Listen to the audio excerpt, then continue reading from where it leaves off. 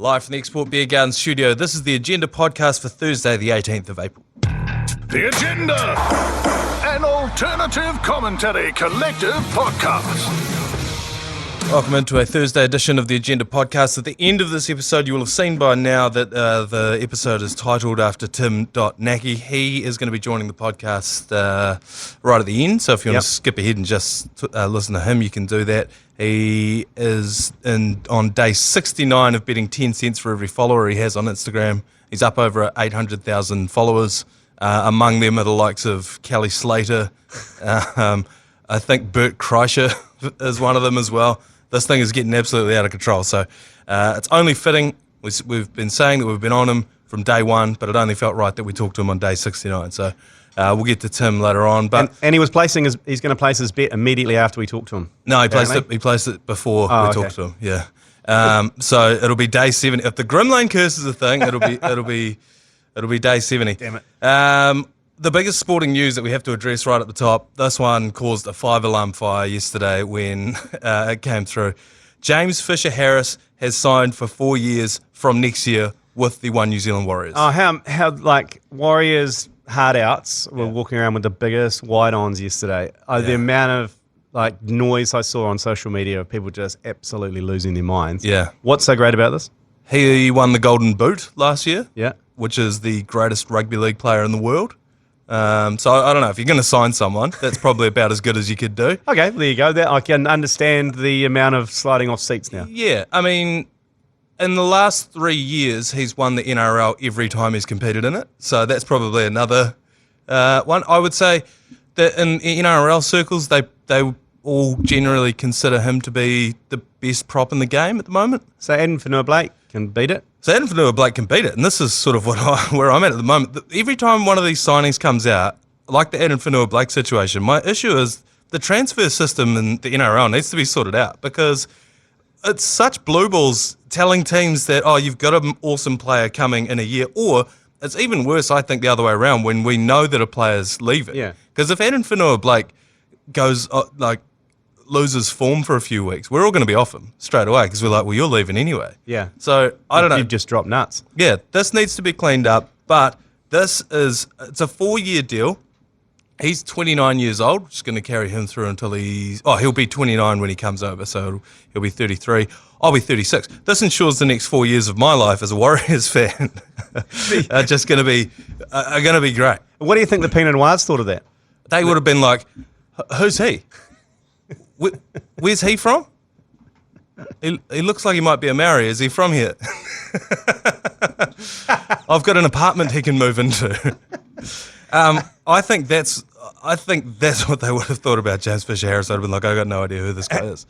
Paul Kent, who, if you can't remember, he was on NRL 360 a couple of years ago, and then he went missing for a little bit, and then he came back. Can't remember what happened there.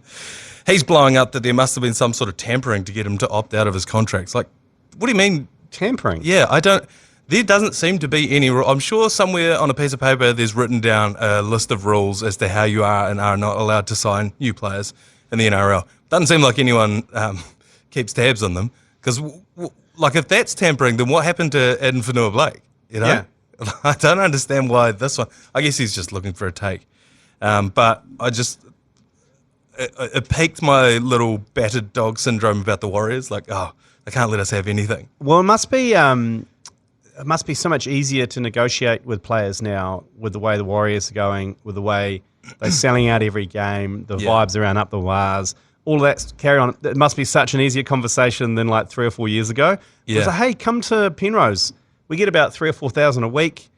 Come along. Well, we're struggling mid-table, but now it's like... Now it must be so much easier, and then you get to sign people like that. Yeah, well, that's 100% right. He's also from Northland as well, so it's coming home for him. And these are the players that we generally get, like Tohu Harris, Isaac Luke back in the day as well. We get these players, Ruben Wiki, when they've been overseas, they got the money, they got the championships. Now they want to come home and do something for the club. It's also going to be great for any young players coming through to see him. He's built like a Hereford bull. Yeah, it'll be a massive inspiration for those guys. Cam Smith came out and said that nobody saw this coming. And obviously Cam Smith, legend of the game, he may have a blind spot for the Warriors because somebody did see it coming on November 3rd last year on this very podcast, I think it's time for another hot take time machine. Get out of here. Must be some kind of hot Take. time machine. I presume he wants to win a championship at Pinot Wah. Send him to the Panthers. They've just won 3. Yeah. And we get back James Fisher-Harris, who's the guy you saw leading the haka last week. Yes. Yeah, that's a fair trade. Yeah, let's do that. Yeah, bring James Fisher-Harris home. Yeah. Send Pinot Wah over there. Bring him home. Well, there you go. Well, who would have thunk? Not Cam Smith? No, stick that in your pipe and smoke it, Cam Smith. He wouldn't have thought. November 3rd, I went back. I kept the receipts. I made sure. To be fair, and in everyone else's defence, we do throw a lot of shit at the wall. Oh, yes. There's a lot of mud, and it's sliding down daily, and occasionally one bit just gets stuck on a little bit of dust. But when it sticks, we will bring it back out. So, yeah, we saw that coming. Sorry, back to your point before I cut off about how hard it is to sign Australian players over here. We talked to Marcelo Montoya for a video series that's going to come out in a couple of weeks. Yep. And he was saying, because obviously he's Australian, he said when you're playing the NRL, you come to Auckland, you go to the airport, which is in South Auckland, you get put up in a hotel right next to the airport, then you drive through industrial Penrose to Mount Smart, back to the hotel and fly out again. And you are left thinking, this place is a shithole. Like, why the fuck would I ever want to come here? They need to work on that, don't they? Yeah, they do. They need to put them up in, like, I don't know, Mission Bay or something. Well, or when they come out here and train with the team for the first time, maybe do the training on Waiheke. Yes. Chopper them over to Waiheke. The rest of the team are there drinking Pinot Wah and Yeah. you know what I mean? Like Pinot show them a bit of the city, because that is the worst. That's the worst of us. Yeah. That part of that drive from yeah. industrial airport storage to industrial Penrose. Yeah, steel mills Yeah. and whatnot are all around them. Pink Bats factories. Yeah. So, yeah, but like you said, winning is the best deodorant, and now that players don't have to make the trade-off between competing for a championship and playing for the Warriors, you can do both. Yeah. So that's why we're going to... And the other thing is that breeds more signings. You know what I mean? Like, once he sees Kirk Capewell's move over here, who played at Penrith as well, who was the assistant coach when they won all those titles, Andrew Webster. Yeah, nice. Everybody loves Andrew Webster.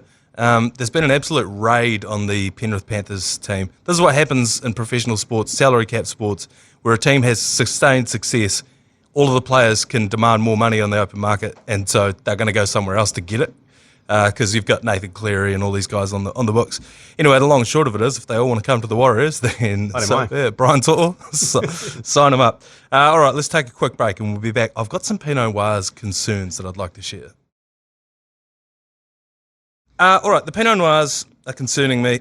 And look, I was happy to let sleeping dogs lie until another defunct group chat that I didn't know I was in fired up again yesterday with Matt Heath sending through links to a podcast that I hadn't heard of, saying that they were saying he's brought all these fans over from rugby union to the Warriors because he started drinking red wine. It's a massive jump. I don't know if this is his latest weight loss thing. I don't know how many calories you burn jumping to massive conclusions like that. And then the other one was a newspaper clipping that he sent through, which I didn't know they still printed newspapers. But my concern with the Pinot Noirs, and I've talked about this before, but it's the gentrification aspect of what's going on. And like I said, the bandwagon, there's always another seat. Come on over. My only concern is what happens when these kinds of people get involved in sports. We've seen it. They've done it to rugby union over the last 10 years.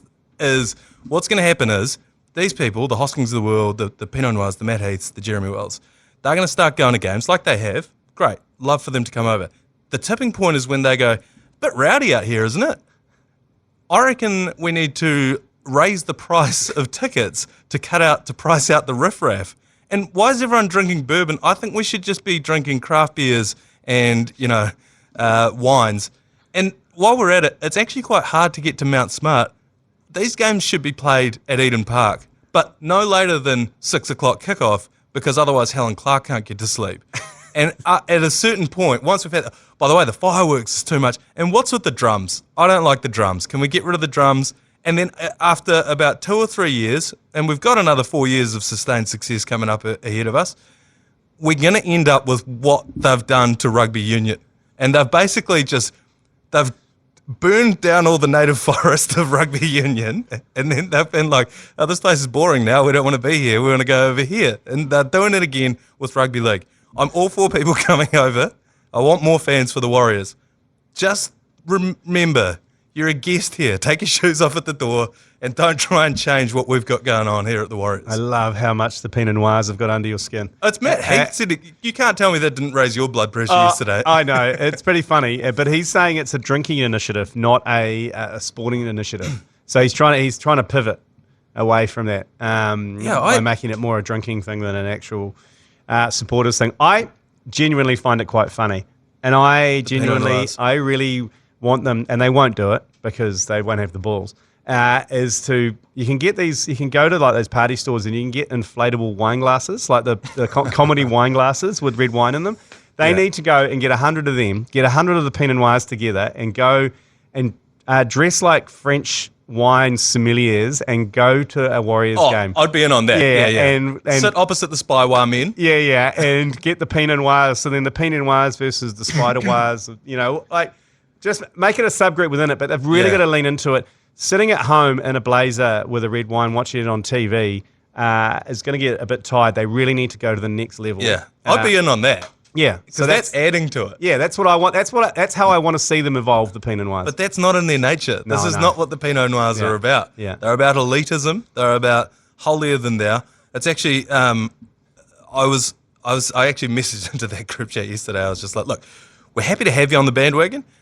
We'll also be happy to see you leave when the Warriors lose 2 in a row, which will inevitably happen. Red wine stains, though.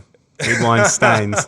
So what would be funny also is if they really embraced it, got permission to land a helicopter on Mount Smart and get Heath to come out in like a smoking jacket, a cravat, a little thing, and just like a bottle of wine in a glass, and just gets off it, just tipping it, and then walks up into the stand. Yeah, waving to the crowd, waves to everyone, and just before getting cowed punched at the Upper West Bay. That's that kind of stuff. I really want to see it go to that next level where they just ingratiate themselves even further, rather than just the kind of lounge room stuff. I also hate that they've got cause and effect mixed up here. And that they think that people are coming over to support the Warriors because of the Pinot Noirs. It's like, no. Nobody sees that and goes, oh, I'd like to start watching that sport now. They just go, oh, this other sport we've torched is too boring, so we'll come over here. What are you guys doing? Can I still drink my red wine? Oh, well, we'll see what happens tomorrow night then. We'll see whether the social media lights up again with the Noirs. Yeah, I don't know if it has been lighting up. It's a lot of Matt Gibb and Tony Street. Yeah, it's true. I on that same thread, I said I'm a massive fan of the Fatwas. And very passionate group of supporters. Yeah, we're placing a fatwa on the Pinot Noirs. Yeah. So then when the Fatwas should turn up when the Pinot Noirs turn up at the ground. So then you'd have the Spider Wires, the Fat Wires, and the Pinot Noirs just going at it. I consider myself a fat wire. All right, let's put that to bed until Matt Heath's back on the podcast, and then we'll stoke it up again. Jonte Porter, you will remember him from the betting scandal that came out a couple of weeks ago. He was a bench player for the Toronto Raptors. The NBA has come out today and officially released their finding, and their finding is a lifetime ban for the March 20th game, where he advised a known bettor of a health issue. The bettor placed $80K on the unders and won himself $1 million. Porter took himself out of that game after less than 3 minutes, claiming illness. None of his stats met the total set in the parlay that this guy had put on.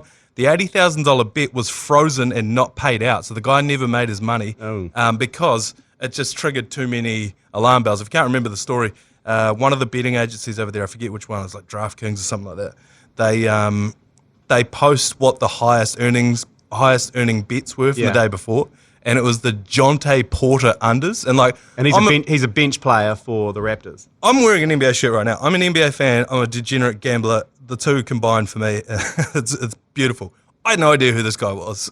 Yeah, Jonte Porter. It raised alarm bells because obviously people were punting massive on unders, and he was faking injuries, faking illnesses, and not getting on the court. Yeah. And I don't know how he thought he was going to get away with it when it's all the digital footprint now of gambling, unless it's illegal gambling, unless it's cash, unless it's a Mumbai bookie, there's no way you can hide it. No. And we predicted this too. They said they're going to make an example of him, and they have. He's gone burger. They are. Now, the one thing I would have to say on this is they've given him a lifetime ban. The only other person that they did that for was Donald Sterling, who used to own the Clippers, and he had this big, like, sort of racist fallout thing. But everyone knew that he was like a slumlord in LA. Anyway, long and short of it is, the owner who like had a history of racism and then just like some bench player to be the only two players to get a lifetime ban. If this was LeBron James that got caught doing this, I reckon he wouldn't have got a lifetime ban. I reckon his translator would have gone to jail for 20 years. Has he got one? I reckon all of a sudden... No, his personal trainer. His personal trainer. It will be his personal trainer. All of a sudden his personal trainer's doing 20 years in the slammer. And, so what you're saying is Jonte Porter needed a translator / personal trainer. No, he needed a $500 million deal for this to have been swept under the rug. Just quickly, because we do need to get to Tim.Naki in just a couple of minutes, we've got one Yours Please, and I would like to get to that now. Yours, please. Brought to you by Leader, home of the lasagna topper. As I said, just the one, but I think this one, Lane, has come from the furthest away that we've ever had one come from. We're going international for this one. Caller, yours, please. Hello, Manaia. This is Nikolai Chubb, a Russian man from the International Space Station who has currently been in space for 215 days. I'm pleased to let you know that we have successfully grown our first Feijoa tree in space, and I will be sending a bag to the ACC offices to celebrate this momentous achievement. I hope you enjoy. Thank you, Nikolai. Wow, thanks, Nikolai. Nikolai, save the bag, mate. There's another one on the table in the office today. I don't know where this one came from. It's literally a box that someone else has tipped a plastic bag of them into, and it's now overflowed over the table over on our side of the office. They're doing it on purpose. You know that. So what I'm saying is, Nikolai, look, it's probably been pretty hard for you to grow these Feijoas at the International Space Station. And I don't know if you've heard what's going on in your neck of the woods. I'd stay up there for a bit. And you're going to need some sustenance, so you just hold on to them, mate. What's the courier system like from the International Space Station to Earth? I suppose they just jettison it. Can they target a certain country and just drop it? I don't know. Somewhere over in the States, I saw this week a piece of space junk went through someone's roof. A space Feijoa. A space Feijoa. Righto, Nikolai, send us down the space Feijoas, and if they make it to me in one piece, which they just about will if they're unripened, look, I'll eat one. There you go. It was worth the effort, Nikolai. 100%. All right, one more air break. When we come back, we're going to have Tim.Naki. He's the guy we talked about at the top of the podcast. He has bet 10 cents for every follower he's had on Instagram for 69 days now. He's at 800,000 followers. So he's betting 80K a day at the moment. We are going to check in on the mental health. Oh, it's exponential, though. It was 70K yesterday. It's 80K today. It's getting out of control. So we're going to check in with him right after this. All right, you would have seen him on your social media feed or your boyfriend's social media feed. He's been betting 10 cents per follower that he's had for 69 days now. We wanted to talk to him on the first day. We've been with you for day one, but it only felt right that we interview you on day 69. So welcome in, Tim.Naki. How are you, mate? Where in the world are you? Cheers, gents. Thanks for having me on. 69, nice. I am in Calgary, Canada, as we speak. 3 p.m. for me here, so ready to tip into a frothy. What took you to Calgary? Do you know what? I get asked this so much. People are like, of all of the places in Canada, why Calgary? I suppose it's like they call it Cowtown, right? Like it's a little bit country whilst being a city. Like the missus and I, we wanted a bit of a change. We had the old cabin fever from COVID like everyone else in the world and especially New Zealand. So we set off over here early 2022 for a holiday just to scope the place out and just fell in love with this place here. Like Rocky Mountains on the back doorstep, and they got the Calgary Stampede here, which is pretty epic. So there's a lot to like about it. You mentioned your missus there. I was having a stalk through your Instagram. I noticed the last time that you posted a picture with her was 15 weeks ago. Has she stayed with you through this whole process? She's near on disowned me, just about. We're straws here, but no, still going strong. Fortunately, if the current profit tally, if we switch that to have a negative sign in front of it, I would most definitely be out on the street. Okay, so Tim, just explain to people who maybe don't know what's going on. Can you just give it a quick breakdown of what you've been up to the last 69 days, just in a nutshell? Sure. So February 1st, woke up randomly. I'm partial to a punt. Oh yeah, we all are, mate. Horse racing. Oh, for sure. But grew up in a horse racing family, so I've always loved a bit of a responsible gamble, of course. And And so just woke up and I was like, I'd seen this bloke doing this trend, this American fella, and he was walking 1 inch for every follow every day. And I was like, and like it had gone exponential. He was walking like a half marathon every day. And I mean, I was not going to be that wholesome. I was like, what's something more aligned with my hobbies? I'll find something in the gambling sphere. And your moral compass. And definitely more compass. And then just blackjack it just seemed easy. Like as far as making a reel or like content goes, it's pretty short and sharp. You can easily do a little bit of short commentary to go along with it. And it was never supposed to get this big, not even remotely close. It doesn't make any sense to me. The casinos that you're gambling at, so we've been watching a few of the reels this morning. Are these like online casinos? Yeah, so I'm playing on an online casino at the moment. I've done some in Vegas as well when I was down there for NRL in Vegas, and I'm actually back in Vegas next week. So when I'm there, I'll do them on the Fountain Vegas as well. You can't film anything in Canada here. Like it's a strict, just a flat out no. So I couldn't do it at the actual land-based here. Because they're even a bit, I remember we went over to Vegas and put 10 grand on Red or Black for a promotion, and they got even a bit twitchy about us filming in Vegas anyway. So, but are they relaxed at it? Well, they do. Yeah, all right. Especially like if you do like roulette, you can kind of like stand back and sort of not, inconspicuous. Blackjack, they're just like flat no. Yeah, so but you can get consent, which is really difficult to get, but I've managed to get it for next week. But there's this common misconception that just anything goes when you're in Vegas, but it's not actually the case, especially with the gambling side of it. Yeah, totally. So what average bets are you making? So just to go back to, you're placing all of it on one hand, is that right? Yeah, just one and done, regardless. Even if it's a push, if we draw, I still don't do another hand. It's just the one. Okay, just the one hand, and you just put everything on that, and then done, and you're out. Yep, all in. So so 10 cents per follow. So it's climbing every day, which is, it's kind of gross to even say it aloud, but I mean, I'm making reels of it. So, but today's an $83,000 hand. And have you placed that bet yet or no? I have. I'm trying to keep a poker face. Okay. So as to not give away how it went, but I've done it just not long before our chat here today. So it has been done. I can't read. It's a roller coaster, boys. Yeah, I can't it is a read. I don't know if I can swear that. It's a roller coaster. You can swear your fucking head off, doesn't it? Perfect. Another quick question I've got is, because when I was at university, for my sins, I used to work at Student Job Search, and I got a job with the local student doctor, and he taught me how to count cards. His son was the chief economist at Westpac, and they'd both been banned from Christchurch Casino and Auckland Casino. Not counting cards, they basically just raise their odds. So every time there's a picture card, it's like +1. Anything below that's a -1. Just counting cards, Yeah. But they were so smart that in their head they would just have a number. So they'd look across all the hands and go 7 or -2. Yeah. And as it started to get lower and lower, they knew the hand was stacked with picture cards, and then they would just heave all their money on. Yeah.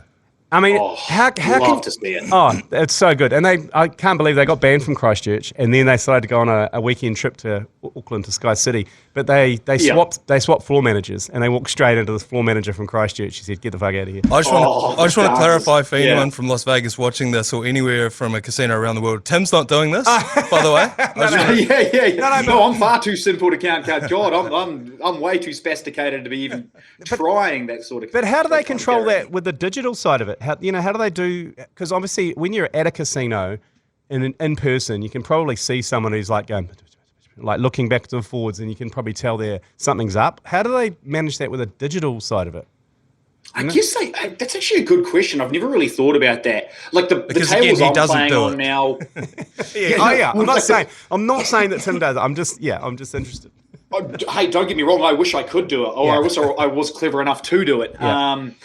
I mean, if you're getting banned from casinos, it's generally a good thing. You've got the RP edge. But I don't know, actually. That's a good question. The tables I'm playing on online now, because it's at such a level, I have to use what they call like these private salons or private lounges where you actually just play in there on your own. Yeah. And there is a lot of decks, but I don't think there's not enough players at the table. Well, it's just you, unless you're playing a lot of hands to like eventually get a true count minus or plus.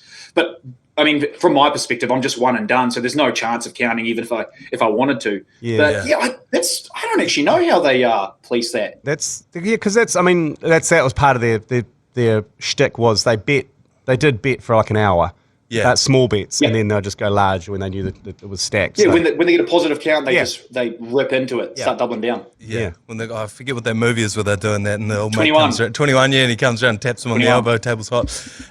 Do you have, because obviously you're just going in and doing the one hand per day. Are you running a day job over there as well? What's the, or is this keeping you afloat? Are we watching a Well, now man it's fighting too for his life? So you pretty much, that's exactly what you were saying. So I was dairy farming. I sold up all the cows and stuff and jetted on over here. And we were just going to live a lifestyle. Like it's a 2-year stint over here. We're kind of getting towards the end of it, the pointy end of it. But I suppose the Blackjack's now prolonged the overseas ventures. So, well, as long as I don't go and absolutely torch this. If the missus had it her way, I would have stepped away, a long time ago, and would just be traveling. But yeah, I'm not currently working, which will piss off people even more. I know I'll certainly upset Roger Farrelly. I love it. But yeah, I love it. for the time being, just living our best lives. Yeah, I'm envious. I wouldn't apologise. No. Yeah. So speaking of the missus wanting you to step away, what is the end game here? When would you step away? So I do have a firm bottom line, which we're going to finish this in profit. There is no way I would torch this all. That is just completely famous last words. Yeah, but no, I won't do that. It'd get a lot of views, Tim. It'd get a lot of views. It really would. But I don't know if it's worth the marketing toll I get out of it. So much money. But I started this kind of manifest the Millie thing as a joke, like a fair way back. And just, I don't know. It's a nice coin of phrase, but it's kind of actually a possibility now. So if we were to hit the Millie, I think it would just have to be thanks for coming. Yeah, thanks for the ride. Sayonara, because that's such it's already at a massive amount where we're currently sitting, but that's just it's a great milestone, and it would be almost heroic to bow out as someone who's beaten the bookies. And it's a perfect bow to put on it, because then the story is the guy who bet 10 cents for every follower until he won $1 million. How much? The guy who ran. Sorry, Karen. No, what would that bet have to be to return $1 million? Geez, I always feel bad saying it aloud. It makes me feel like an arrogant prick. But we're currently at 516 thousands. I mean, at this point in time, I'd have to go an all or nothing hand, which I'm not doing to get it there quickly. But yeah, we've got a lot of ground to cover before we're even at that mark. And the hands are so heavy now. If we lost 3 in a row, she's pretty dire. So I only asked that because I was trying to catch you out as to whether you'd done it this morning or not. Because I dare say. Oh yeah, no, of course not. Don't you? I'm dialed in. you wouldn't have answered our call had you won $1 million this morning, I suspect. Oh geez, no. Are you aware of the G Lane curse, the Grim Lane curse? I have heard. I have. It's been touted to me, but the Farrelly one's not a lot better, and it was bad that day. We've broken it since though. Okay, but so the 69th bet happened before. We don't know what happened with it, but it was placed before you had a yarn to Lane. Would you like to? I'll ask you right now. Would you like to claim today's hand or not? Oh yes. Or do you want the official hand after the agenda chat to be tomorrow? I just look. Yeah, tomorrow's because you've talked to him now. It has to be. Well, I mean, no matter what happens, it's going to be tomorrow. So whether we try and claim today or not, it's going to happen tomorrow. This is bullshit anyway, because this has been made up. I've gone to a few international games, i.e. 4 World Cups. And we've lost them all that I've been to, and suddenly I've got this curse. But shouldn't I have to travel over to Calgary and see Tim and witness him doing it rather than being here? Because you're just going against you've made all these kind of stupid rules around what the curse is, you and Heath and everyone else.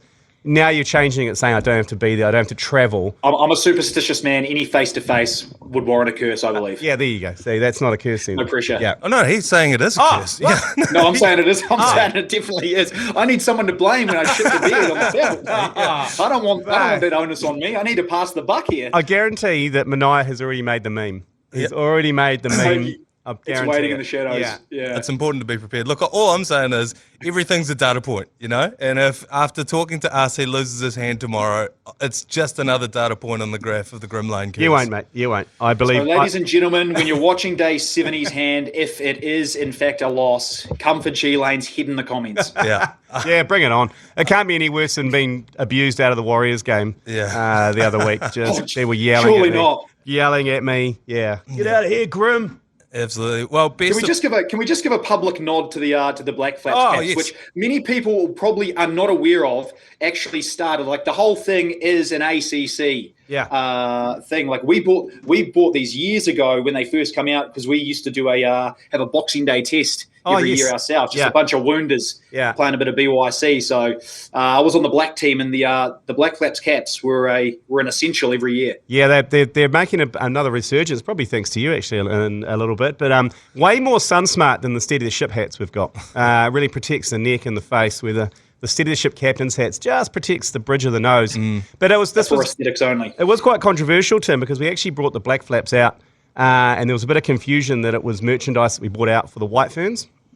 That's untrue. We had to put a statement out saying, look, it had nothing to do with the women's cricket team. But saying that, the entire women's cricket team all demanded they wanted some Black Flaps. So we sent the entire squad We can Black still, Flaps. like they are still called. Do they still have the new ones? Do they still have Black Flaps written across the back? Yeah. Oh, beautiful. Yep. Hashtag Black Flaps. Yeah. Get your flaps out. Oh, yes. People are going to have to get involved in them. I don't think it's in small part due to Tim that they've started selling again, but feel free to go and get them from anywhere you can find them. Tim, go well over the next few weeks, mate. I hope that you do hit that $1 million. I also selfishly hope that you lose tomorrow's hand just so that we can blame it on G Lane. But other than that, enjoy your time. We'll see you when you come back here with $1 million in your pocket for the next Warriors game, eh? Cheers for your time, gents. Looking forward to throwing on the bar tab for the lads. Nice. Cheers, Tim. See you, mate. You've been listening to the ACC's Agenda podcast. For more episodes, subscribe on iHeartRadio or wherever you get your podcasts.